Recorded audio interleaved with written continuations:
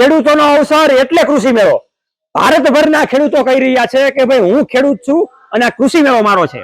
તો અમરેલીના આંગણે ઇતિહાસનો સૌથી મોટો અને સૌ પ્રથમ વાર ખેડૂતોને સન્માન વાળો કૃષિ મેળો 11, 12, 13 એપ્રિલ 2026 ના રોજ થવા જઈ રહ્યો છે. ઘણા બધા ખેડૂતો અવનવી ટેકનોલોજીને જોવા અને માણવા માટે આવવાના છે. તો આ દાદા પણ આવ્યા છે, એને આપણે પૂછી લઈએ કે ભાઈ ક્યાંથી એ કૃષિ મેળો જોવા માટે આવવાના છે. અમે જુનાગઢ જિલ્લાના વાંદોડ ગામથી કૃષિ મેળો સાંભળવા માટે જોવા માટે આવી. અમે ખેતી માટેની જે કઈ એવી ટેકનોલોજી કે માહિતી આપતા હોય એ સાંભળવા માટે આવવાના. તો દુનિયામાં પહેલી વાર જગતના તાતનું સન્માન અમરેલીની ધરતી ઉપર થવા જઈ રહ્યું છે.